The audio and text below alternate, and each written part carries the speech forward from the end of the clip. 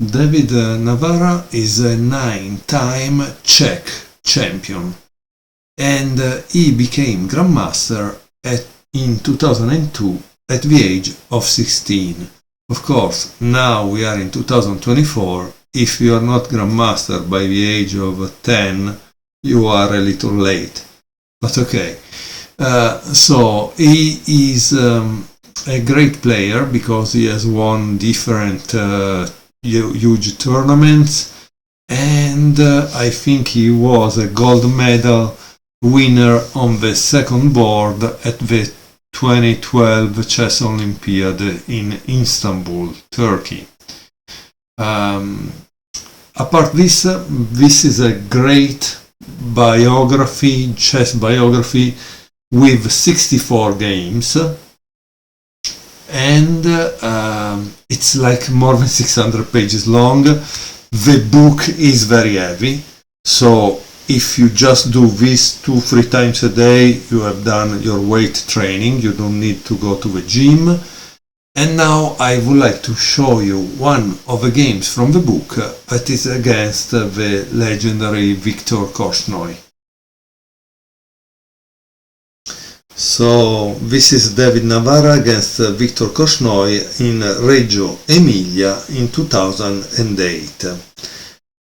This game was played in the 50th edition of a traditional round-robin tournament in the northern Italian city Reggio Emilia. I had started very poorly, scoring 1 out of 4. Wow, terrible. Is white, okay? E4. It starts with e4. Notice, since David Navara is a Czech world champion, I use a Czech chess set that should be very common in the former Czechoslovakia area. e6, this is a typical move by Korchnoi, that he has been a French defense practitioner all his life. d4, d5, knight d2, and c5, knight g, f3. Okay, and here there is a diagram already. I don't know why, but okay, because this is typical French theory, I think. He says, after knight c6, he says, I had prepared for a long time as I very much wanted to make up for my losses in the previous rounds. Still, I did not expect this line, even though Grandmaster Korchnoi had played it many times at the top level, most notably in his match against Grandmaster Karpov in 1974, where he played it in 7 games, drawing all of them. While I was thinking, he went to his wife to tell her this, inadvertently reminding me of his well-known fate. The game Navara-Korchnoi Calvia Olympiad 2004, so 4 years before, went as follows. Instead of 4 knight c6, he played 4 knight f6, e5, knight fd7, c3, knight c6, bishop d3, bishop e7, castle. a5, rook e1, c4, bishop c2, and here b5, and eventually ended in a draw, and I was prepared for this. So I'm just reading you the comments, and now we return back to the original position. Okay, we were here after knight c6. The game continues with e takes d5, e takes d5, bishop b5. Now you must understand, this has become practically a French exchange, so it changed completely the pawn structure. Bishop d6, d takes c5, and bishop takes c5. And this is very, very interesting, because at this point we are not even in a French exchange, we are in a IQP, isolated queen pawn structure. Clearly there is a big fight, they are fighting for a win or a loss, but not for a draw. Castle, knight g e7, knight b3. As you can see, white is starting to prepare to control the square in front of the IQP. Bishop d6, bishop g5, castle.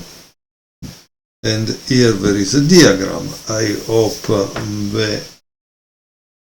they put the diagram for a reason. Generally they put it because they want you to take your time and think, and what would you play if you were white.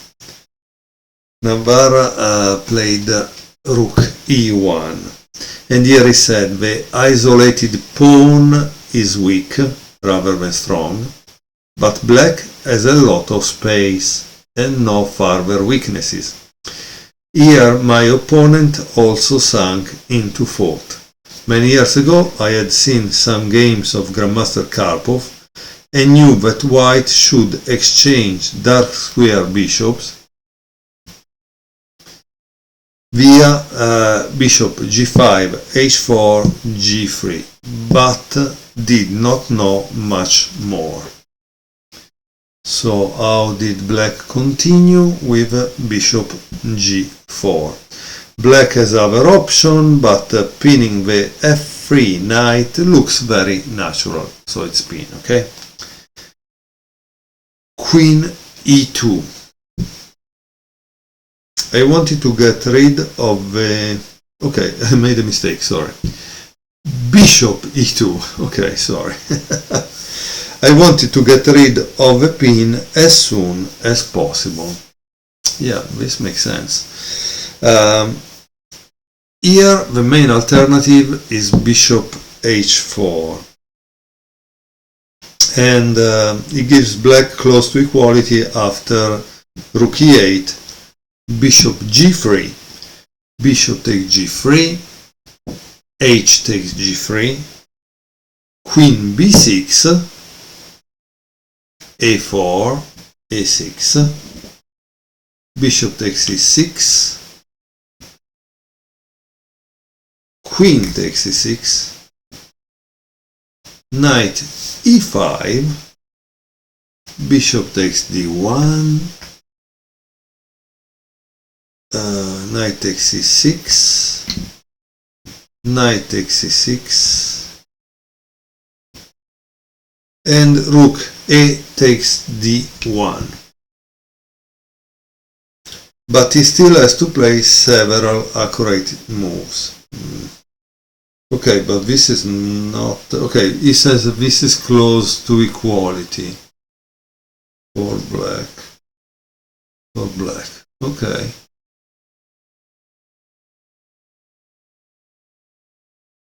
So the problem is clearly still the isolated queen pawn. Okay. Well, let's go back. Okay, so we were in this position. We have seen the maneuver with bishop h4, but white in the game played bishop e2 because he wanted to get rid of the pin as soon as possible. Queen c7. He says this continuation is not very popular. The main moves being h6 and rook e8. So I guess he also wanted to get rid of the pin as soon as possible, right? There is also this move, queen b6, that it seems is not very good. Not very good. Why? Because white would play bishop takes e7, knight takes e7, and queen d4.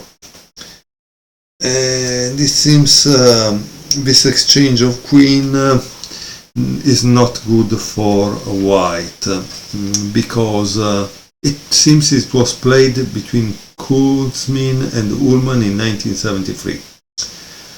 So queen b6 not so good, and it seems rook e8 is the move that equalize.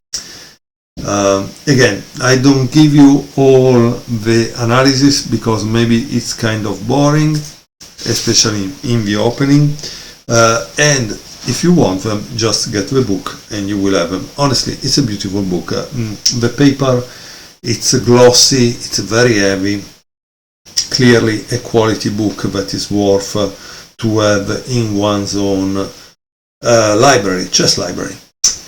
h3. Okay. Notice also that the publisher had a great idea, right?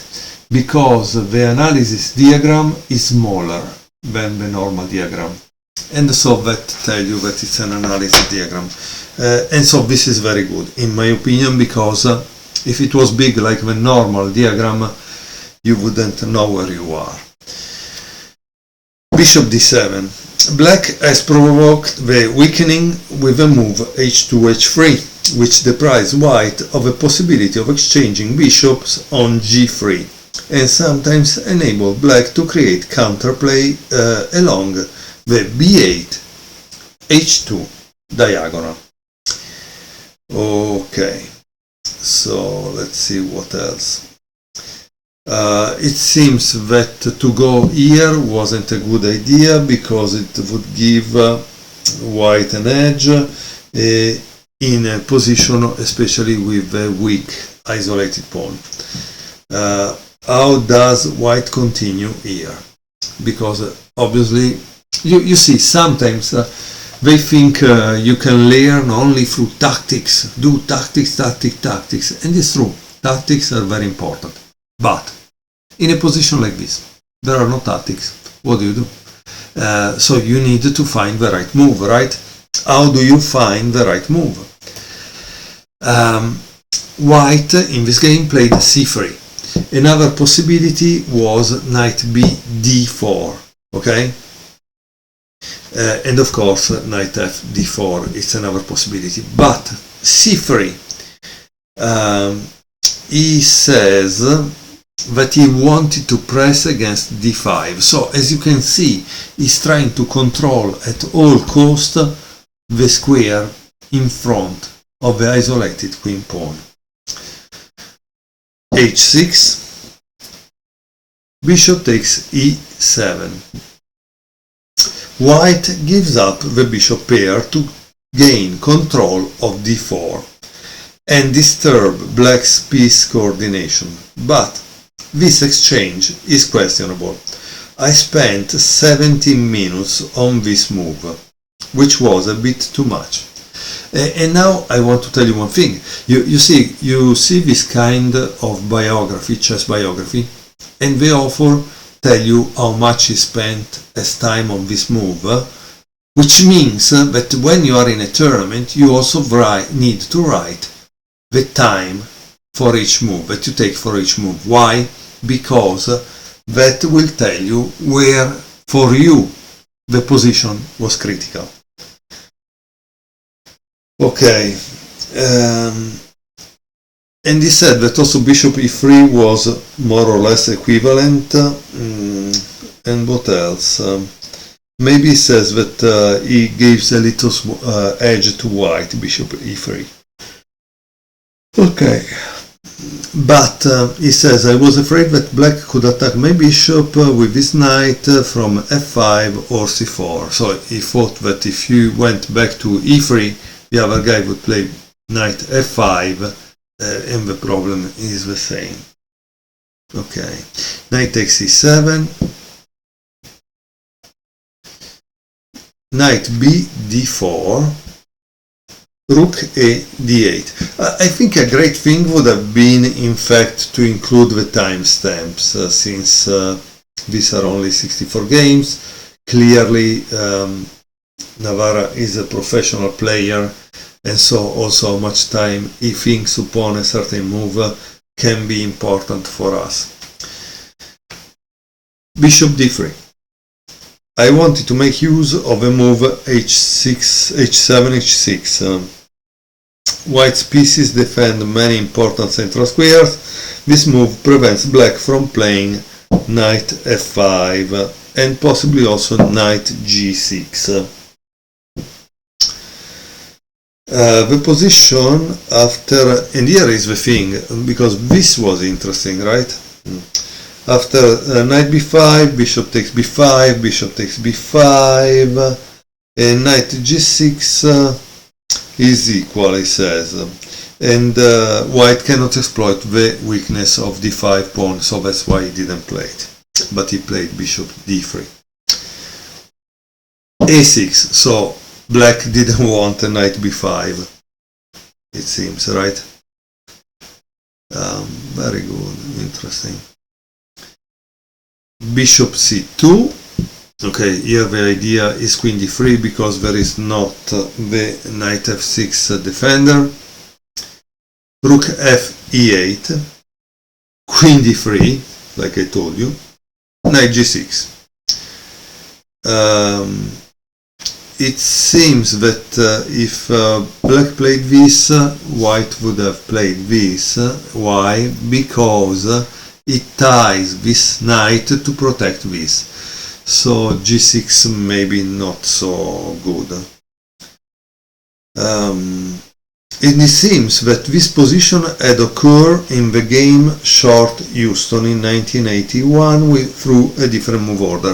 That's why I told you this is an isolated queen pawn, is not anymore French or whatever defense you were playing. Notice we are at move 19, so at move 19 is in reality still theory, let's say. Okay, after queen d3, knight g6, and of course what do you want to do? You want to remove the defender because there would be a checkmate, right?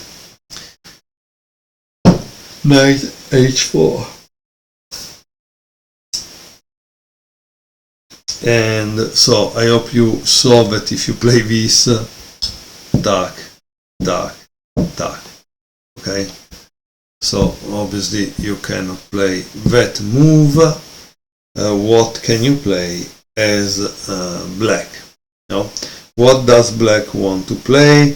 During the game I thought that the maneuver bishop e5, f6 could be strong, and I also consider a regrouping. Okay, so he played, in reality he played knight f8, so maybe bishop here and here it's later. Let's see. As you can see, it's nice because he puts a lot of comments. His comments are quite interesting. And now he played bishop b3. I spent over 20 minutes on this move for no good reason, but it is generally good when the biggest mistake in a game consists of inappropriate time consumption. He also considered rook takes e8, it seems, but not so good. And of course there was also knight hf5. Again, guys, buy the book, you will see all half a page of analysis. I hope you enjoy it. Now black makes a dubious move, which is rook e5. Black indirectly defends his isolated pawn. There were many other ways to protect the pawn directly or indirectly, but most of them were connected with some concession. And here it shows us all this. Rook takes e1, okay? But it seems that the one that his engine likes, but keep in mind that maybe this book was written a few years ago, is bishop h2. So let's see when the book was written. The book was written in 2020, maybe 2019, as you can understand, it means that the engine that he used could be 4 years long and maybe not one with a neural network. Okay, so he played rook e5, knight h, f3, boom, and this move is not good, it seems. But also rook takes e5 wasn't a great idea, he says. So what was the right move? That's the important thing, right? Let's see what he could play.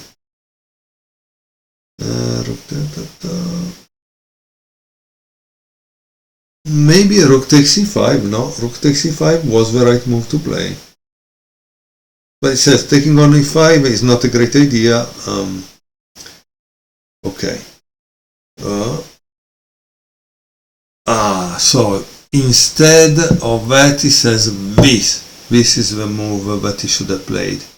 Okay, this makes sense because, again, this game, it's all about the IQP. Okay. So that makes sense. And after knight h f3, black plays rook takes e1. I was rather skeptical about rook h5, but matters are not so clear. Okay, so let's see what else. What should white play? Obviously, rook takes e1. And now there is a good move by black. Wow, why it's a good move? Knight g6. He says, this was one of many moves which I miss or found too late. Black indirectly defends the Isolani and at the same time activates his knights. The move knight f4 would be very unpleasant, so I decided to move my bishop back. Okay, so how did he play? He played bishop c2. It was not easy for me to retreat my bishop. I had to calculate lost tempi in order to decide on this move. Okay. But it seems that obviously you need to avoid this move, okay? Why? Because there is this. And then, of course, when you play this, there is knight takes d5. And after this, there is bishop takes h3. And I hope you understand that the next one is bishop h2 and you lose the queen. So that's why you cannot really do that. And that's why you need to play this move. Okay, bishop c2. You cannot take on d5. But as you can see, taking on d5 requires you to watch again 3-4 moves ahead. And I continue to notice this number in Grandmaster games, which means if you want to achieve Grandmaster level, you need to calculate 4 moves ahead, it seems, to justify your choices. In any case, after bishop c2, black plays king f8, and this is not good either. It says this was a turning point, the king move was not appropriate, black probably wanted to prevent knight h4, obviously, because if you take, he enters inside and the game is over. So what should have made? Probably rook e8 was better. But it seems he found another move, queen c4, that is also interesting. Maybe even better than knight f8. Queen c4. And this was found by Korchnoi. Can you imagine? Korchnoi had this kind of habit to watch, after he finished a game, to analyze with his opponent, and sometimes he would analyze for hours. So that's why it's very interesting, this thing that he found this move, queen c4. By the way, here in the book there is a very long analysis which quote also Koshnoi, but we are at 24 minutes, 25 minutes of a video, so forgive me, but I want to finish the game. Black, so just played King F8, and now there is H4, exploiting the poor coordination of the black pieces. And now you must admit your mistake, right? And it seems that this time knight H4 wasn't so good. Okay. Oh wow. Okay. I can see why from the analysis. I don't want to tell you. You need to find it out for yourself. H4, King G8. An admission of his mistake. But Bishop G4 loses right away. Why? Because of this. H5. Can you imagine? Bishop takes H5 and then you have Queen F5. And after Knight F4, Queen H7.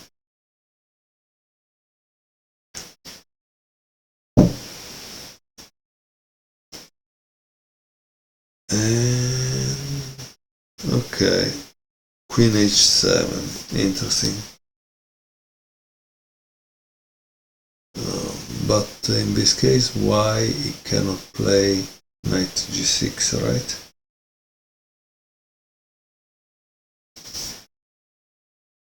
I don't know.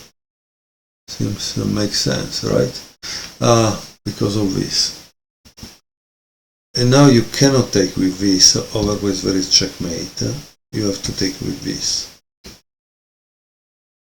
But once you take with that, oops! Wow, beautiful, beautiful. And and the game is over. Wow. Okay, let me return back to the position. Okay, I think this was the position. White just played H4 and black had to go back.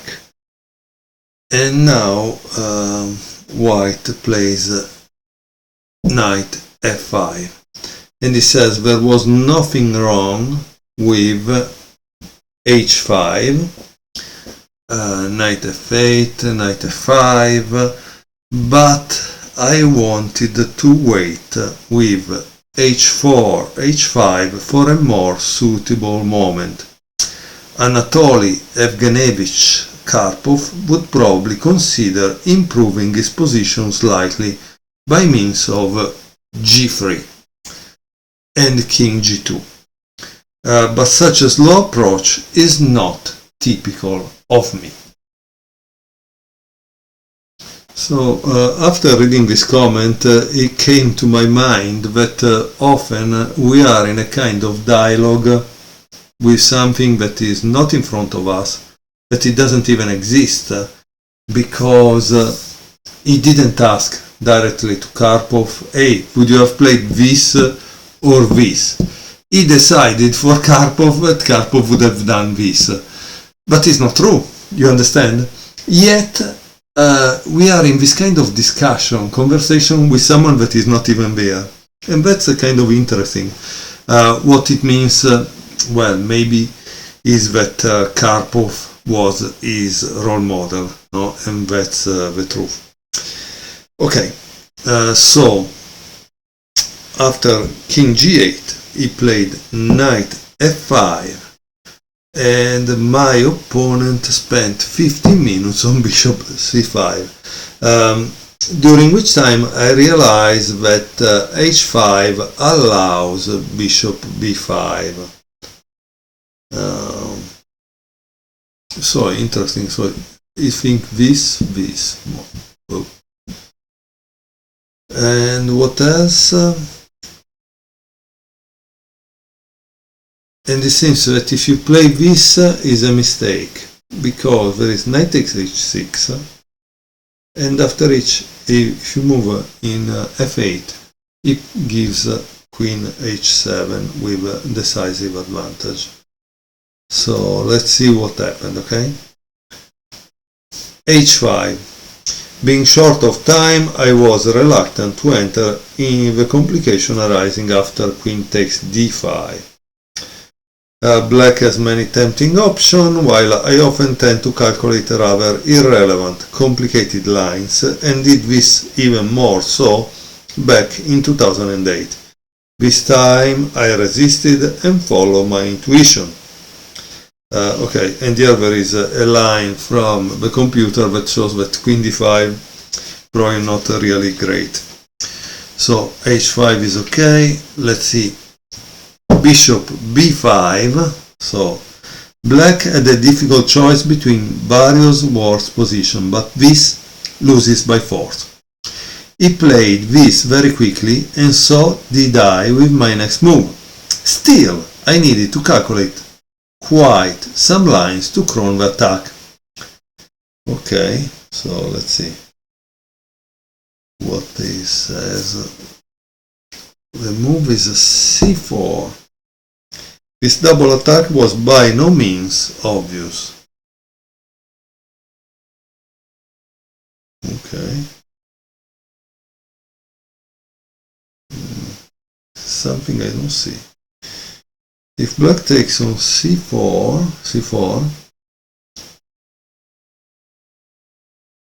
queen c3 decides.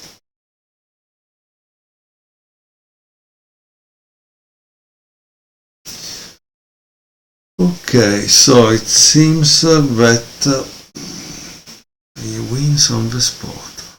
Wow.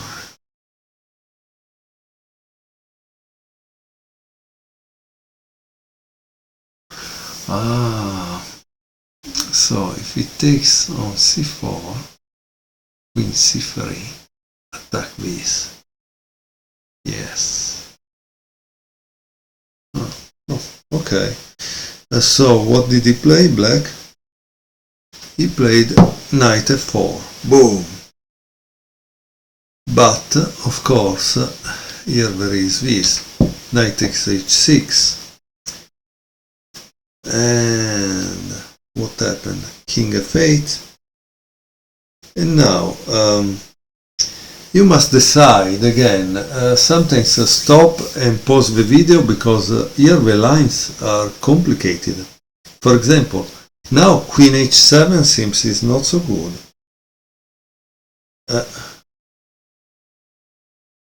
Because there is knight h3. And if you play this, it's a mistake because there is queen g3. Notice that this is pinning. So as you can see, you gotta think here. You gotta think what is the best move for white. Can you find it? What is the best move for white? Well, it seems the best move was queen f5. Okay. Okay. Well, knight g5 was a mistake. Okay. So bishop takes e4. Knight e5. Knight e2. Check. Rook takes e2.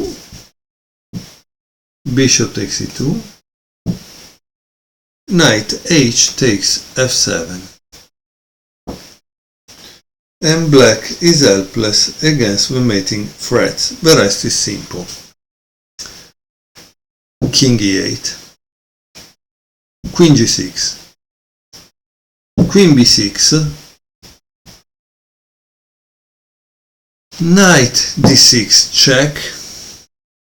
But in reality it's double check. Check and check. King e7. Knight f5. And black resign. This was Grandmaster Korchnoi only loss in the event. He was somewhat unlucky as I mostly played badly in this tournament. Viktor Ljovic drew all his other games against very strong player and scored 4 out of 9. I had to win my last game to catch up with him. And this is very interesting because you see, in a tournament, Korchnoi found this guy that is doing very, very poorly, and yet he wins against him, damaging also his tournament.